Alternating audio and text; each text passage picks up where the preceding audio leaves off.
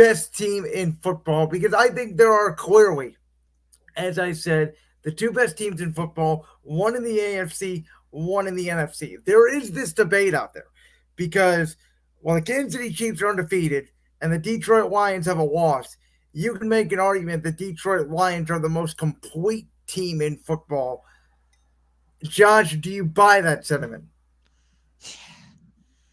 I mean, I would because I like Detroit's offense a little more than I like Kansas City's offense. You look at Detroit's offense, I I specifically look at again their skill position groups.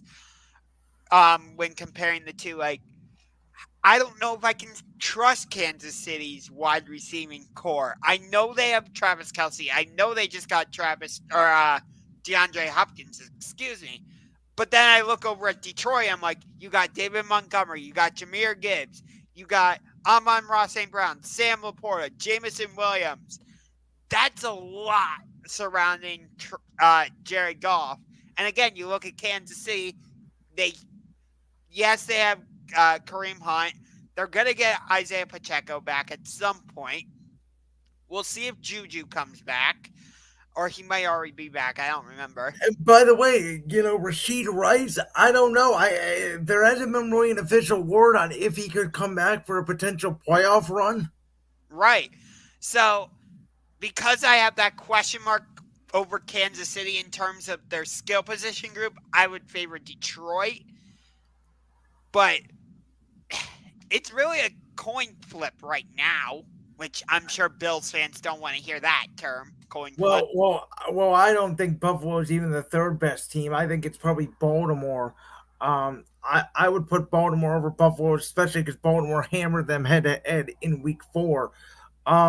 When it comes to these two teams, I think that they are the class of the NFL. There's a reason why I picked them both to meet in the Super Bowl.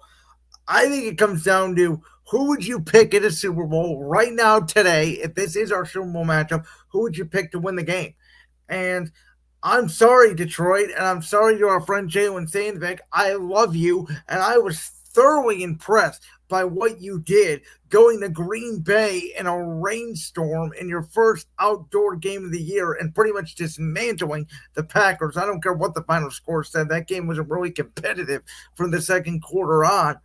But if I have Patrick Mahomes and I have Andy Reid and I have Travis Kelsey and I have that defense, who, again, the stat has continued, they have not given up more than 28 points since Super Bowl 57 against my Philadelphia Eagles, which is an amazing stat to me. And that's, by the way, after losing players like L'Jarius Sneed to Tennessee in the offseason. I don't know. Like, I think Kansas City will have a hiccup here and there, like we've been talking about, potentially at Buffalo, maybe at Denver, somewhere along the lines. But I can't pick against them. Like, I just can't.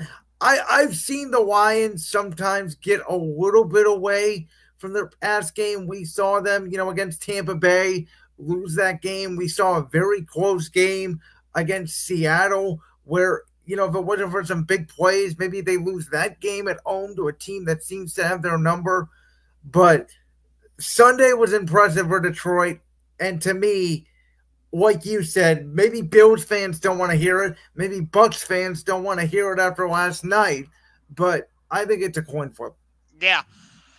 Um, if I had to pick the second best team in the NFC right now, I would probably go with the Washington Commanders.